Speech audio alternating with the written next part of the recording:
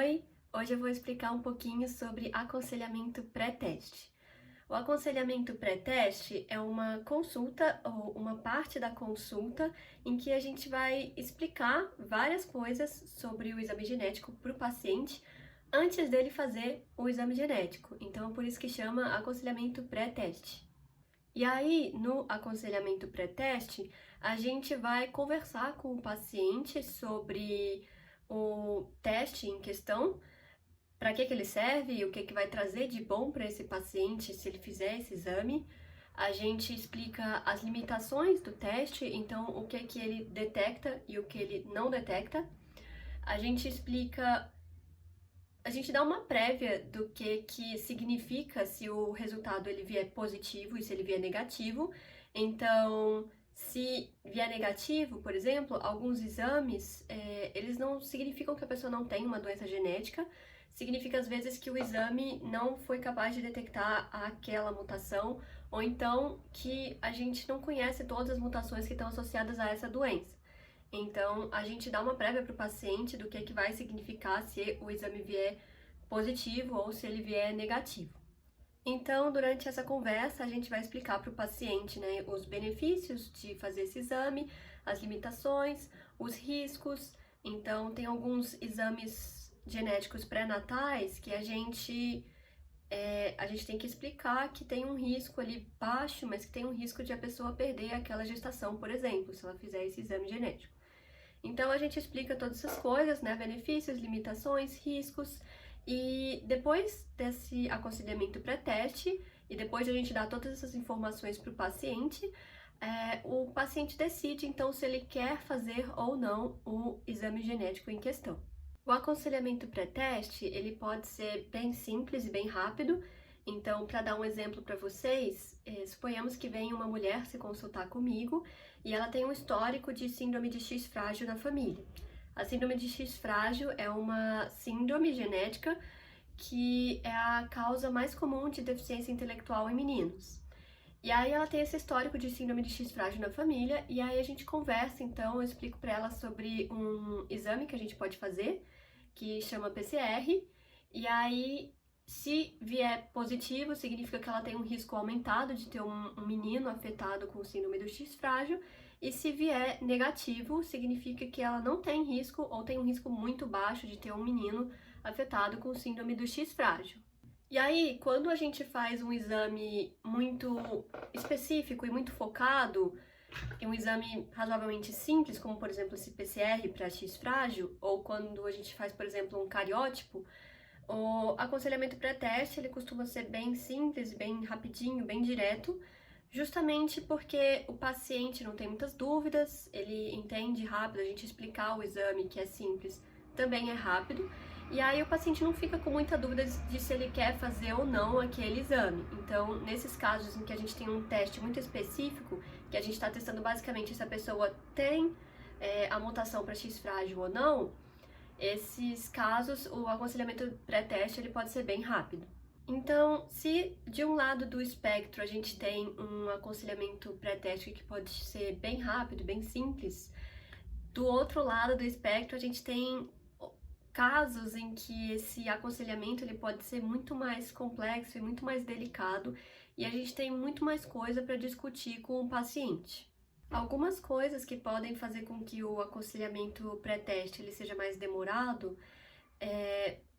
a pessoa, né? Então, se a pessoa ela é mais ansiosa, mais preocupada, se ela não entende muito de genética, ou então se ela é muito interessada em genética e ela quer ficar perguntando um monte de coisa, quer saber tudo logo na primeira consulta, isso pode fazer com que a consulta demore mais um pouco, porque aquela pessoa, pela personalidade, pelo psicológico dela, ela vai querer saber mais coisa logo desde a primeira consulta. Outros fatores que podem influenciar na complexidade do aconselhamento pré-teste são a doença que a gente está investigando e principalmente o exame que a gente vai fazer. Então, como eu dei o exemplo antes, quando a gente está fazendo um exame razoavelmente direto, específico, focado em alguma coisa, então se a gente está vendo se o exame, basicamente, aquela pessoa tem um risco aumentado para ter uma criança com X frágil ou não, Esse exame é muito simples e não tem muita coisa pra gente discutir. Agora, quando a gente faz uns exames mais complexos e que a gente vê o DNA inteiro, como por exemplo um array ou um exoma ou um sequenciamento de genoma completo, quando a gente faz esses exames mais sofisticados e que vem todo o DNA, aí a gente tem muito mais coisa para discutir com o paciente. E isso se dá porque, como a gente vai ver todo o DNA do paciente,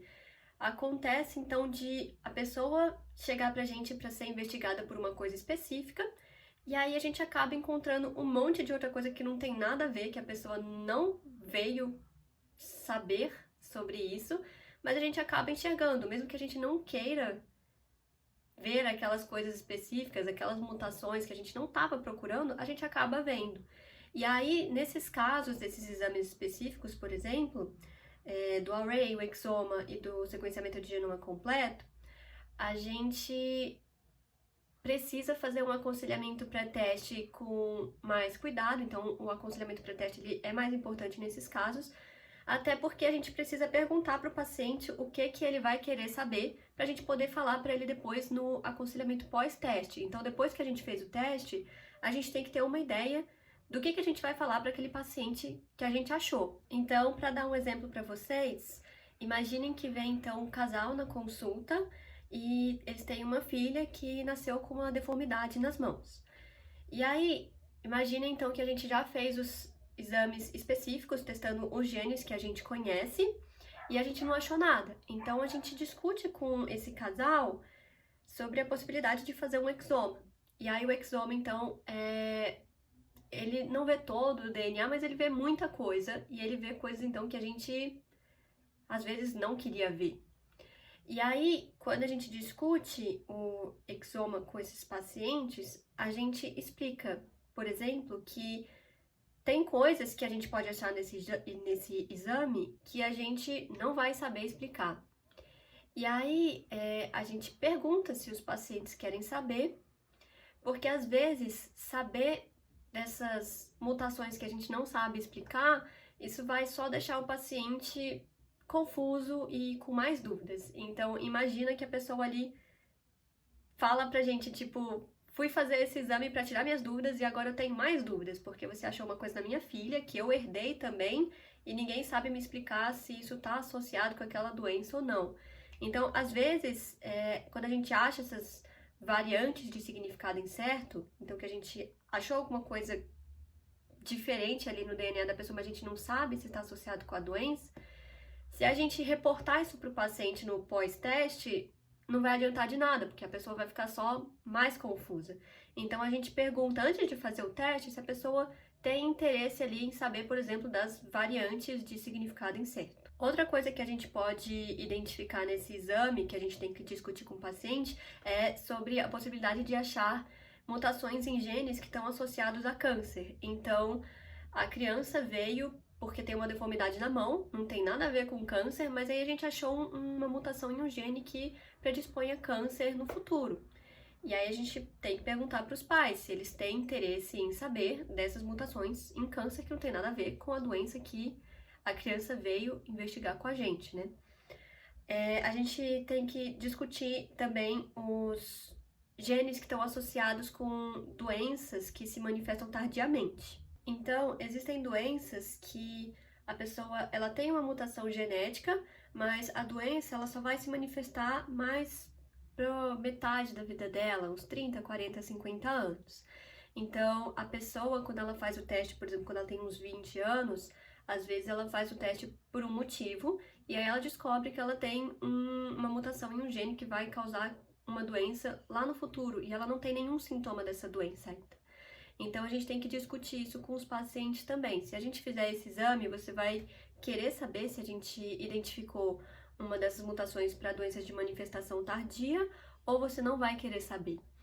E, às vezes, é interessante saber o resultado, mesmo quando a doença não tem tratamento, e não tem cura, porque isso facilitaria o diagnóstico de outras pessoas na família, por exemplo. Então, nesse caso da criança, os pais, eles podem querer saber se a criança tem alguma dessas mutações em gene de câncer ou em gene de doença de manifestação tardia, porque se a criança tiver, isso aumenta o risco de o pai ou a mãe terem a mesma mutação e, consequentemente, desenvolverem essa doença mais no futuro. E aproveitando que eu já estou falando disso, uma das coisas que a gente discute no aconselhamento pré-teste é que se a pessoa fizer o exame, óbvio, ela não é obrigada a fazer o exame, ela tem poder de escolha, mas se ela fizer o exame e vier alterado, a gente encoraja ela a conversar com o resto da família e falar que ela tem essa mutação, porque isso faria com que as outras pessoas da família talvez tivessem interesse em se testarem, porque como a genética é uma coisa que é compartilhada pelas famílias, então se as pessoas têm mutações parecidas, elas podem vir a desenvolver as mesmas doenças. Então é muito importante quando você faz um exame genético e ele dá uma alteração, é interessante que você discuta com o resto da família, mas isso a gente só explica para o paciente também. É claro que a gente não vai, a gente vai atrás da família para explicar para elas que elas têm risco de ter uma doença, né? Mas a gente conversa com o paciente sobre como é interessante, então, ele conversar com a família dele se ele fizer esse exame e se vier alterado. E, por fim, a gente discute algumas coisinhas também que podem afetar, por exemplo, a dinâmica familiar. Então, pode não afetar a saúde da criança, mas pode ter algumas repercussões aí. Então, por exemplo, a gente discute que a gente pode encontrar alguma coisa que indique consanguinidade naquele casal, ou, por exemplo, não paternidade. Então, com relação à consanguinidade, alguns exames a gente consegue ter uma ideia se aquele casal ele é parente, porque às vezes as pessoas não sabem que são próximas, mas aí com o exame a gente vê algum nível ali de proximidade, e aí a gente consegue ter uma ideia de quão próximos são essas pessoas, né? Então, a gente consegue ter uma noção se são primos de primeiro grau ou se são, por exemplo, pai e filha. E aí, eu nunca vi ninguém ser denunciado ou reportado por, sei lá, abuso de pai com filha. Nunca vi isso acontecer. Mas quem tá analisando no laboratório, a gente consegue ter uma ideia ali de que foi uma relação entre irmão e irmã ou pai e filha. Mas aí, na prática, o que é mais interessante de discutir é, por exemplo, a gente identificar a não paternidade. Então, a gente faz um exame ali naquela criança e a gente descobre que o pai não é o pai da criança. E aí a gente tem que discutir, então, com a mãe ou então com o casal se, antes de fazer o exame, se a gente identificar uma coisa dessas, a gente vai reportar para o paciente ou não, se ele não vai querer saber. E aí, no caso, tem só não só a não paternidade, mas às vezes a criança não é filha de nenhum dos dois, né? Houve uma troca ali na maternidade e a gente tem que saber, então, para os pais se eles querem saber disso ou não, porque eles vieram para identificar se a causa genética da criança ter uma deformidade na mão. Então, isso não tem nada a ver com ela ter sido trocada na maternidade ou ser adotada ou qualquer coisa assim. Então, é uma coisa que a gente tem que discutir com os pacientes antes de a gente fazer o exame, para quando a gente der o resultado para ele, a gente saber o que a gente vai falar ou não. Então, só para terminar, na genética a gente trabalha muito também com o direito de não saber. Então, se você quiser fazer o exame genético e você não quer saber disso, disso e disso, você pode chegar para a pessoa que vai pedir o exame, né, e explicar que você não quer saber dessas coisas. Ou então, como eu disse no começo do vídeo, depois dessa conversa, depois do aconselhamento pré-teste, você pode chegar à conclusão de que você não quer fazer o exame. E aí você só decide não fazer e pronto. E lembrando também que se você decidir fazer o exame e você teve toda essa conversa ali com o seu médico, e você decidiu saber de tudo, você quer saber de tudo, mas aí quando chegou o dia da consulta do aconselhamento pós-teste, se você mudou de ideia, você pode simplesmente chegar para o médico e dizer, olha só, eu lembro que eu tinha marcado que eu queria saber as coisas aqui, mas eu não quero mais, tá? Então, você pode voltar atrás e dizer que você não quer mais saber daquelas coisas. E aí, durante o aconselhamento pós-teste, o médico, ele vai te dizer o que ele achou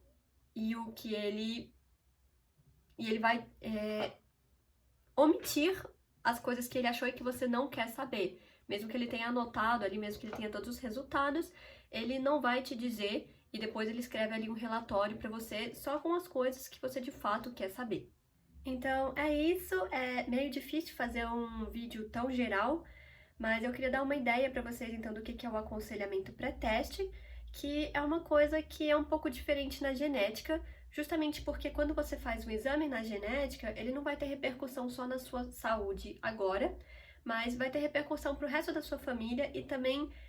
com relação a algumas coisas que podem acontecer no futuro, que talvez seja do seu interesse saber, justamente para a gente poder começar a monitorar um câncer ou começar a tratar uma doença antes que os sintomas comecem a aparecer. Então, é por isso que a genética é um pouco diferente nesse sentido,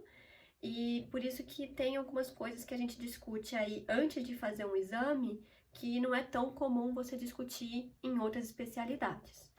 Mas então é isso, espero que tenha sido interessante para vocês e lembrando que se vocês quiserem apoiar o meu canal, vocês podem fazer isso através do link no Apoia-se na descrição e fiquem à vontade para mandar comentários e dúvidas no meu e-mail.